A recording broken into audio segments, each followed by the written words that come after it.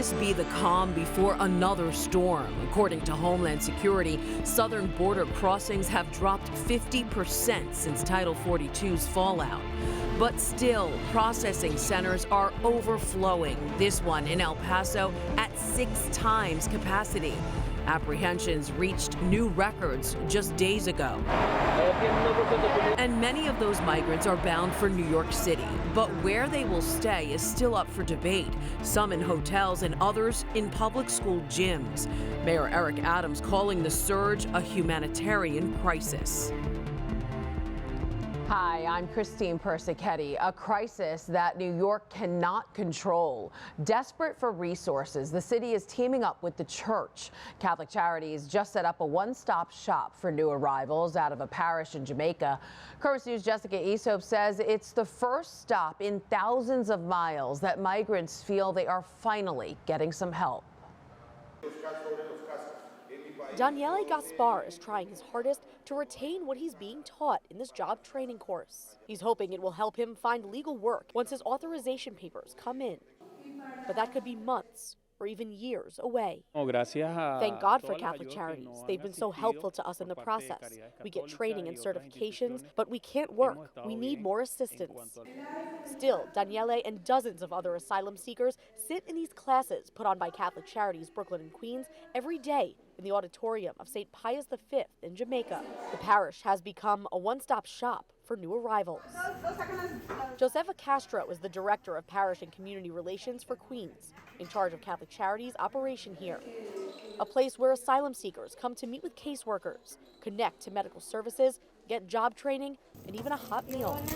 But Josefa says with Title 42 no longer being enforced, the situation at the southern border is about to reach its boiling point. We're expecting more people, that's definitely.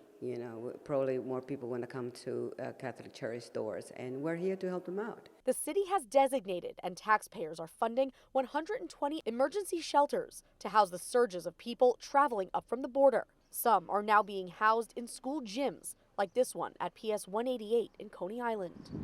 Daniele says the only people who should have access to the country are those seeking asylum from horrors like the political violence and poverty he fled in Venezuela. The government should have control over the border. Not everybody should be able to come in, only those seeking asylum and applying. According to the mayor's office, last week saw 4,200 new arrivals. In Jamaica, Jessica Esope, Currents News. According to Border Patrol, more than 67,000 people were apprehended last week alone. That's just over the number of migrants who have arrived in New York City since last year.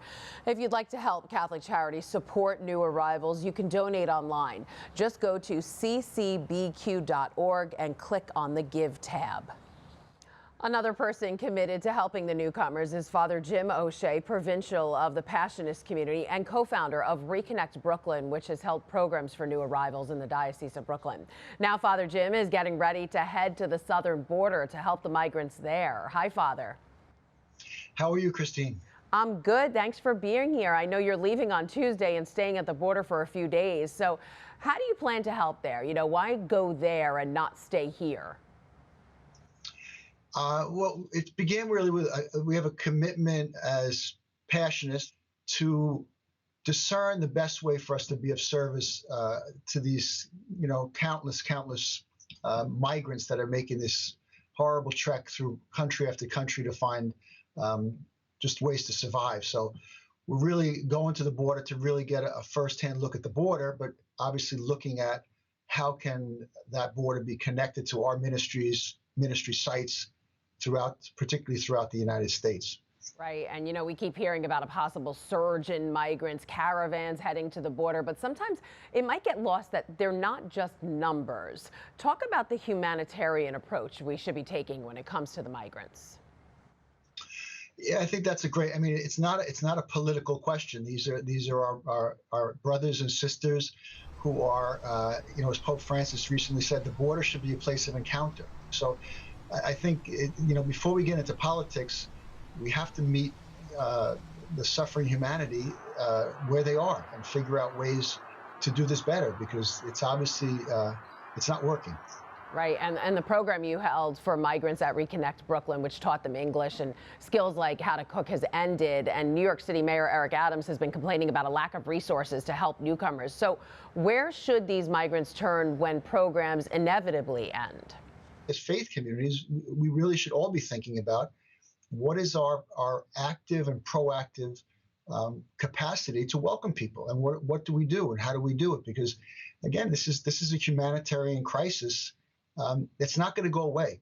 And the world that has shaped all these events is not changing anytime soon. So, unless we begin to see this as a historic moment that we have to respond to, as Christians, as Catholics, we have an obligation to figure out what to do. Absolutely. Father Jim OShea from Reconnect Brooklyn, thanks for joining us. Have a safe trip, and we'll keep in touch. Thank you, Christine. Turning now to some good news out of Floral Park. May is the month of Mary, and children from the Diocese of Brooklyn spent this weekend honoring their Blessed Mother.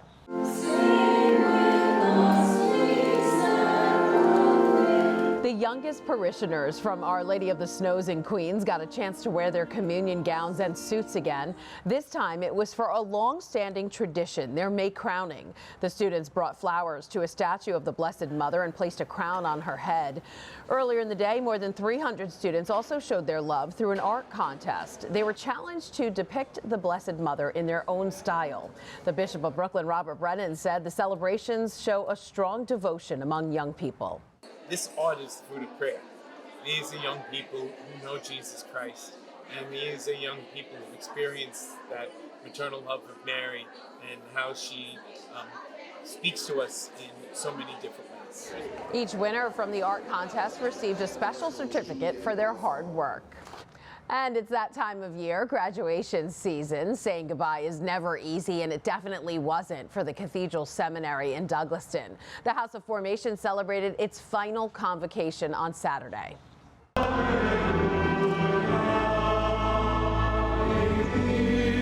But joy prevailed over sadness as the last class walked down the aisle. Cardinal Timothy Dolan and Bishop Brennan were there as the seminarians were honored for the last time. Since 1967, the seminary has served the Diocese of Brooklyn and beyond. Last year, the house's closure was announced due to a need to consolidate resources. And that is this Currents News Update. I'm Christine Persichetti. We will be bringing you abbreviated newscasts for the next few weeks. But as always, we are still committed to putting your faith in the news. Hope to see you again next time.